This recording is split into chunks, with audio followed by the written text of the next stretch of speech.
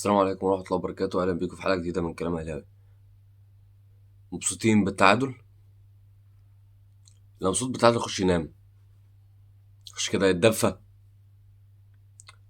في الساعة اللي احنا فيها دي ويخش ينام. ايه القرف ده؟ ايه الطريقة اللي احنا لعبنا بيها دي؟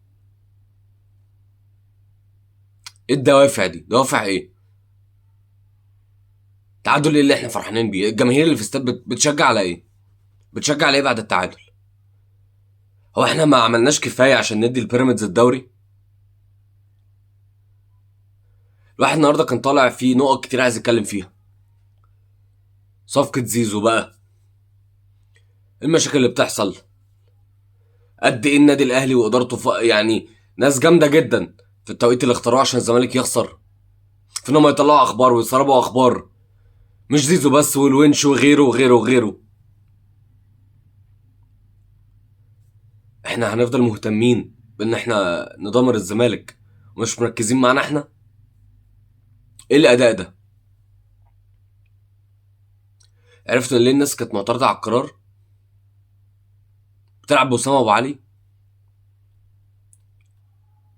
كنت نزلته حتى في كاس رابطه الانديه ولا نيله، كنت حتى خليته رجله في الملعب. ايه اللي وسام بيعمله النهارده ده؟ ايه رامي ربيعه ده؟ ايه امام ده؟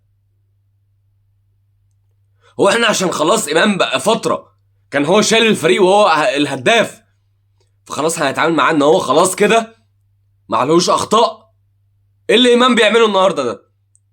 تفرق ايه كره امام عن كره الشيبي اللي جاب بيها الجون بتاع بيراميدز؟ تفرق ايه؟ تفرق ان اللعيب عايز يخلص ويكسب فريقه، ولعيب كل اللي عايزه اللقطه. ده اللي يفرق. امام بقى له فتره عايز يدور على اللقطه. لا بقى اشرف بن شرقي جاي وجه وزيزو جاي في الطريق، فانا لازم انا اخد اللقطه، لازم انا اللي اظهر، لازم انا ابقى اللعيب. ايه الطريقه اللي احنا بنلعب بيها النهارده دي؟ كل واحد عايز يعمل الكعب ويجيب الكرة كده ويعمل الكرة كده. انتوا عارفين تبصوا الكرة على الارض؟ طب ماتش الهلال اشتكينا عشان الملعب، ايه بقى اللي انتوا بتعملوه النهارده ده؟ ايه ده؟ بتتريقوا على فريق الزمالك، على طريقة لعبه، على اداؤه اللي زي الزفت؟ ما تبص لنفسك. زي ما الصفقات الجماهيرية مهمة وزي ما الحرقان مهم، فانت انك تبقى فريقك قوي ده حاجه مهمه، انك تكسب ماتشات دي حاجه مهمه، انك بعد ما تنسحب من ماتش الزمالك ويبقى دي الفرصه الوحيده ليك اللي تخليك مكمل في الدوري وبرضه تضيعها، دي حاجه مهمه. ايه مارسيل كولر ده؟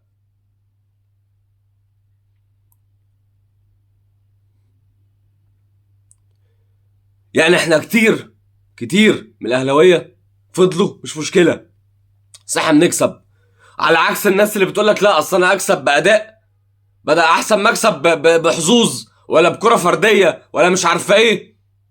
وقلنا مش مشكله، ادينا بنكسب.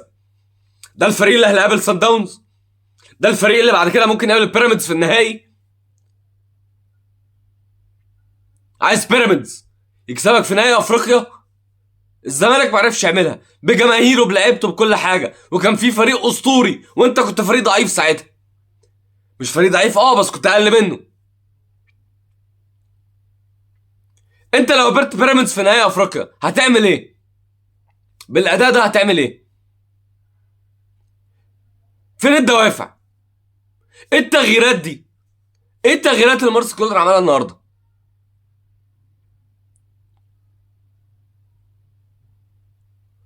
اصل هي مش بقصه حرقان بس، هي مش بقصه ان انا بضايق الزمالك، مش بقصه ان انا بشمت في الزمالك، مش قصه ان انا بفرح في الزمالك. الكرة في الملعب، اللي بره ده حاجات اضافيه تبسط جماهير، تخلي اتنين تلاته يفرحوا، يرفعوا شعارات، يقولوا اصل بقى بص بقى قدرتنا واوعى على حرقان ومش عارفه ايه، شويه كده برامج ملهاش 30 لازمه. لكن فريقك فين؟ تعادل ايه اللي فرحانين بيه؟ حتى لو بيراميدز اتعثر بعد كده في الدوري والاهلي خد الدوري، مالوش اي 30 لازمه. لا كسبت الزمالك ولا كسبت بيراميدز في الدوري، واخده تعمل بيه ايه؟ انت اخرك دلوقتي تنافس على المركز الثاني عشان بس تلحق افريقيا،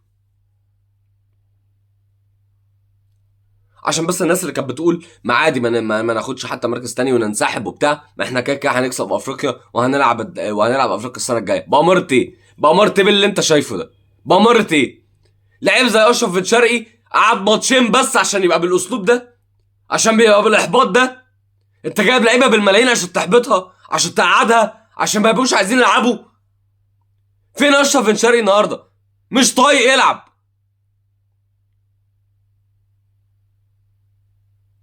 بتدخل لعيبه في حوارات خيبانه ملهاش اي 30 لازمه. وده الكلام اللي قلناه من اول يوم. القصه مش في بطوله، القصه في انك جايب لعيبه ورايح تنافس قدام الزمالك وبتنسحب.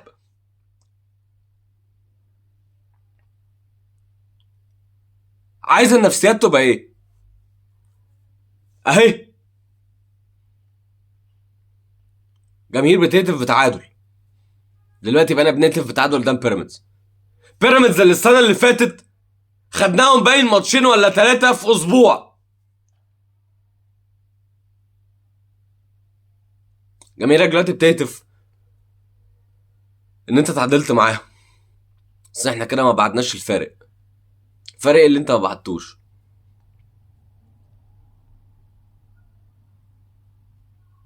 مستنين اللجنه تنظر في شكوى الاهلي يوم 24، يمكن ماتش الزمالك اتلعب. ده اساس يعني انت بتعمل بقى انك تكسب الدوري وكده، بتتعادل ماتش كان حقك تخسره. تعادل بطعم الهزيمه، بشويه تشريد في الكوره جت جون وانت لعبت، ولا انت عملت جمله تكتيكيه، ولا عملت اي نيله. ومحدش يقول لك بيراميدز ما عملش. بيراميدز مش مطالب النهارده يكسب، بيراميدز عايز يخرج بالتعادل. كانت اقصى طموحه يكسب. انت ايه طموحك اللي انت نازل بيها؟ طموح صفقه زيزو؟ دي طموحك؟ ده اللي انت مستنيه؟ ده اللي انت عايز الاهلي يعمله؟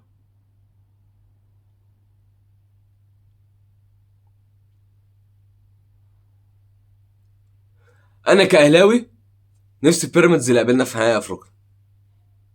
والبس بقى،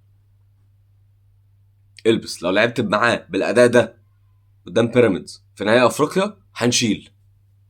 خلي لما يبقى نهائي القرن الزمالك ما عرفش يعملها قصادك وبيراميدز هيعملها قصادك. بيراميدز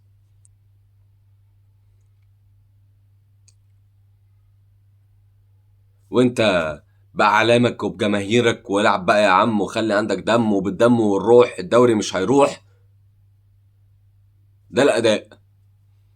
وكولر طول ما هو واقف بره على الخط، ايه ده؟ ايه ده؟ يعني هو كده عايز ايه؟ كده بيقول لهم ايه؟ ده يفيد ايه ده؟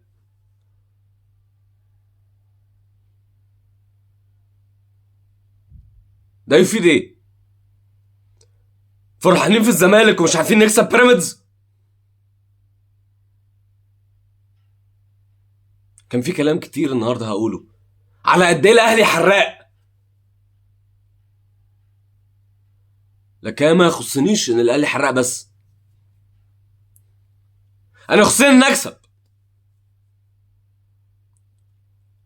ده فريق لو انا وثلاثة اربعة من اللي بيتفرجوا عليا رحنا لعبنا ساعتين كوره في الوفاء والامل، هنلعب بكوره احسن من كده، هيبقى عندنا حماس اكتر من كده. ايه كميه الاعتراض دي؟ وسام ابو علي لما دخل منطقه الجزاء كل اللي عمله كوره شاطها بطريقه رديئه، والمره الثانيه وقع. إيه؟ انا عايز ضربه جزاء. هي كانت فين ضربه الجزاء؟ امام كفايه، كفايه بقى، كفايه فزلكه في الكوره. دي برضو مشكلتنا، احنا اللي طلعناه، احنا اللي قلنا اصل هو خلاص بقى اللعيب الاول في الفريق فبقى ده اداؤه. وكل شويه لما حد يجي ينتقد يقول لك اصل معلش، ما اصل هو شالنا فتره واصل هو ما شالناش فتره. عايز تنتقد في امام ليه؟ عشان اللي احنا شفناه النهارده، لعيب بيستلم الكرة براحته خالص. مين النهارده شاف الفرصه دي وما قالش لو هو اللي في الملعب هيجيبها؟ دي بقى لا فيها ضغوطات ولا فيها ارضيه ملعب ولا فيها نيله. ده واحد ما رفعش عينه حتى يشوف الجون فين قبل ما يشوط. حتى الكره اللي بعديها اللي جت وبعد كده اتحسب التسلل. ايه اللي انت بتعمله ده؟ برضه بتبحث عن اللقطه؟ يعني الكره جات لك، اي لعيب في الدنيا هيقول لك اشوطها على طول. لا، انا لازم اقطم واخد اللعيب كده وافرش المهاجم ده واعمل مش عارفه ايه وانام الجون على الارض عشان اشوطها، عشان ابقى خدت اللقطه.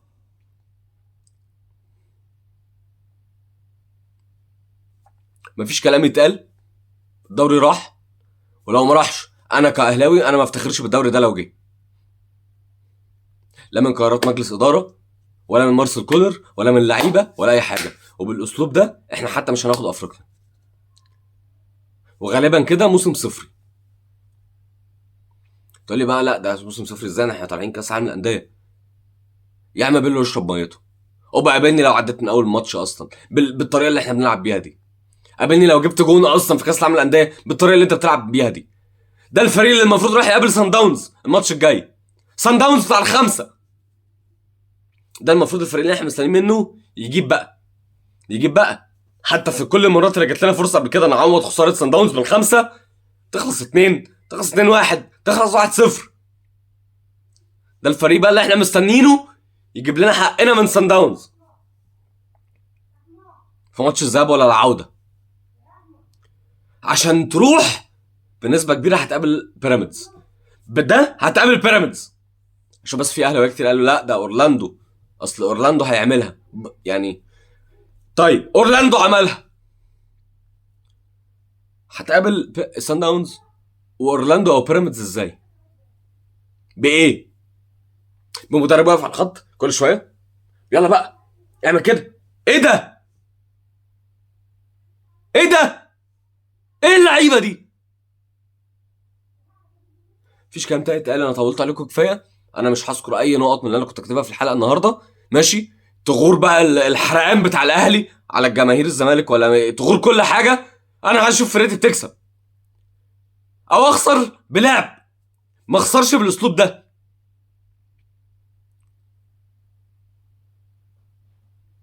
مفيش حاجه تقال. واسف لو انا كنت متعصب. السلام عليكم ورحمه الله وبركاته. اشوفكم في حلقه جديده ان شاء الله.